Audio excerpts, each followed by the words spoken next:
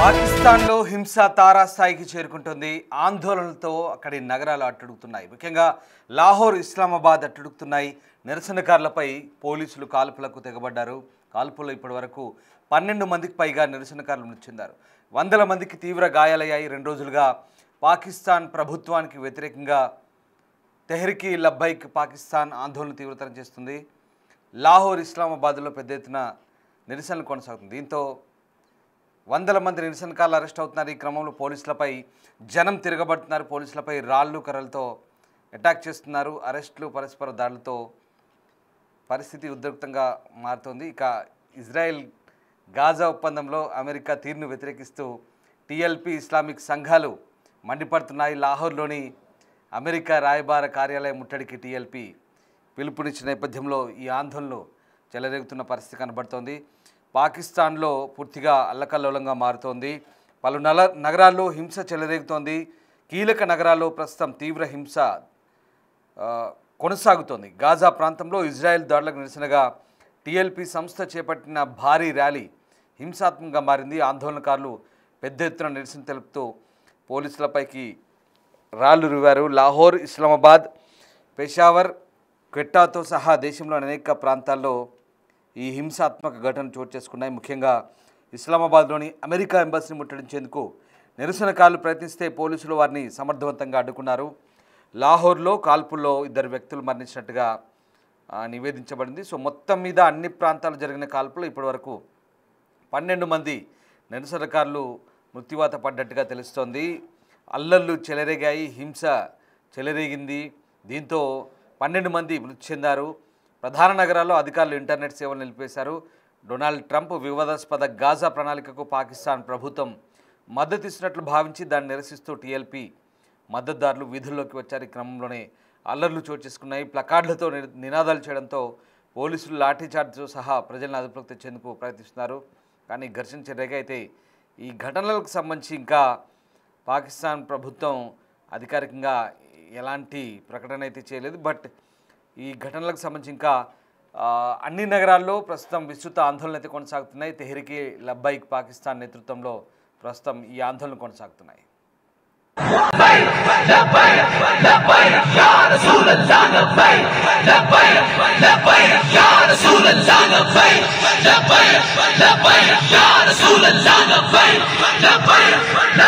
के दरमियान मौजूद हैं। रेंजर की शदीद गोलियों और शेलिंग, पंजाब पुलिस की तरफ से फायरिंग, जुल्म सितम करते हुए वक्त हुकूमत ये सामने वाले क्लाइंट स्टेशन के ऊपर स्ट्रेट फायर किए जा रहे हैं, नीचे आंसू गैस चल की जा रही है। गोलियों से, तुम्हारी गुंडागर्दी से हरगिज नहीं रुकने वाला। अपने शोहदा के साथ हम अपनी मंजिल की तरफ जा रहे हैं। तुमसे और तुम्हारी नस्लों से भी ये कौम सवाल करती रहेगी कि गोली क्यों चलाई। इस वक्त तारीख की बदतरीन शेलिंग जारी है। तारीख की बदतरीन शेलिंग। తీవ్రవాద Islamic party Tehreek లబ్బైక్ Pakistan TLP నిర్వహించతలపెట్టిన లబ్బైక్ Aqsa million March నిరసనను అడ్డుకునేందుకు ప్రభుత్వం కట్టుదిట్టమైన చర్యలు చేపట్టిన నేపథ్యంలో ఇస్లామాబాద్లో జరిగిన అల్లర్లలో ఒక్కసారిగా పోలీసు కాల్పులు చోటు చేసుకున్నాయి. ముఖ్యంగా రావల్పిండి, ఇస్లామాబాద్ నగరాల్లో అలాగే లాహోర్ కూడా మొబైల్ ఇంటర్నెట్ సేవలు నిలిపడంతో రాజధానిలోకి ప్రవేశించే అలాగే బయటికి వెళ్ళే అన్ని మార్గాలను పోలీసులు మూసివేశారు. టీఎల్పీ కార్యకర్తలు ఇస్లామాబాద్ వైపు ప్రదర్శన నిర్వహించేందుకు సిద్ధమవుతున్న పరిస్థితులు వారిని కట్టడి చేయడానికి ప్రభుత్వం ఈ నిర్ణయం తీసుకుంది.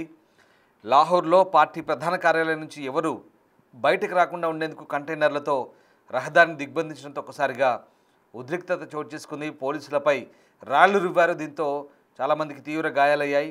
ఇక పాలస్తీనాకు మద్దతుగా ఇజ్రాయెల్కు వ్యతిరేకంగా చేపట్టిన ఈ ఆందోళనకు టీఎల్పీ మద్దతు ఇచ్చింది. ఇందులో భాగంగా ఇస్లామాబాద్లోని అమెరికా ఎంబసీ ముందు శుక్రవారం ఇజ్రాయెల్ వ్యతిరేక ప్రదర్శన నిర్వహిస్తామని కూడా వెల్లడించింది. అందుకే అక్కడ భారీగా పోలీసులు కూడా భద్రత ఏర్పాటు చేశారు.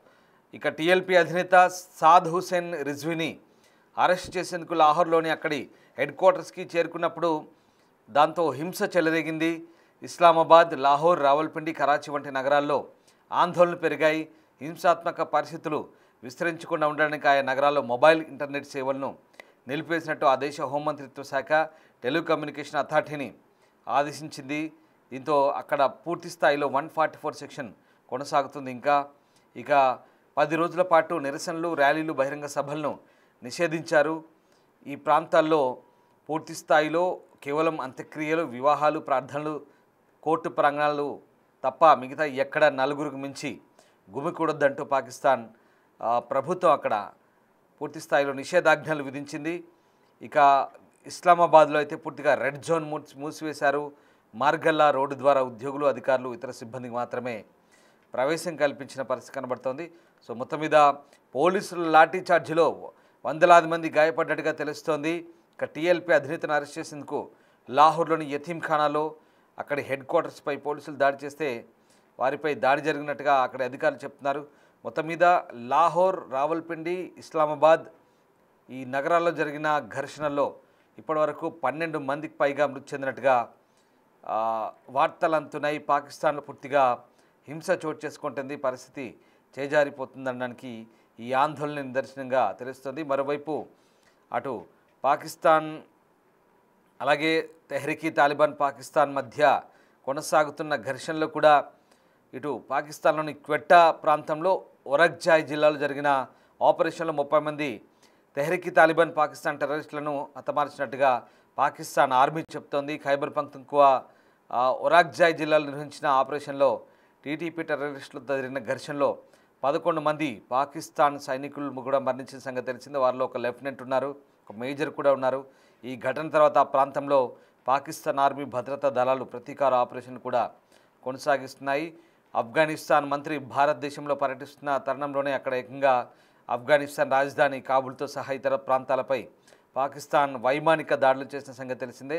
దీంతో ఇప్పుడు ఆ 2 దేశాల మధ్య కూడా ఉద్రిక్త పరిస్థితులు చోటు చేసుకుంటున్నాయి. ఈ 2 దేశాల మధ్య యుద్ధం తలెత్తే వాతావరణం కూడా ఉందంటూ నిపుణులు చెప్తున్నారు.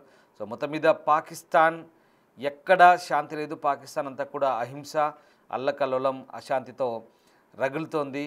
ఇంత జరుగుతున్నా వాళ్ళ ఏకైక శత్రువు టార్గెట్ భారతి అని చెప్తోంది. భారత్ విషయంలో మాత్రం వైఖరి మార్చుకోవట్లేదు. అయితే పాకిస్తాన్కు ముప్పేట ఒత్తిడి పెరుగుతుంది. పాకిస్తాన్లో అంతర్గతంగా ఆ దేశంలో శత్రువులు అలాగే బయట నుంచి కూడా అటు బిఎల్ఏ ఇటు తాలిబాన్ నుంచి ముప్పు పొంచి ఉన్నప్పటికీ కూడా ఆ దేశ ఆర్థిక పరిస్థితి దిగజారినప్పటికీ కూడా టెర్రరిస్టులను ప్రోత్సహిస్తూ ఆ దేశం అక్కడి ప్రజలను మభ్యపెడుతుందనే విమర్శలు కూడా ఉన్నాయి. मरकजी अमीर अपने कारकुनान में मौजूद है और उनके लिए पाकिस्तान के मार्च के आगाज होने का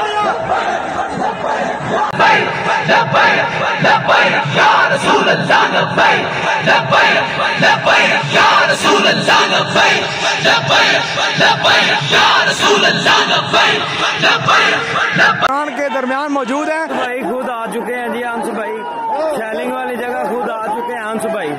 शेलिंग के बाद अमीर तहरीक लब्बैक पाकिस्तान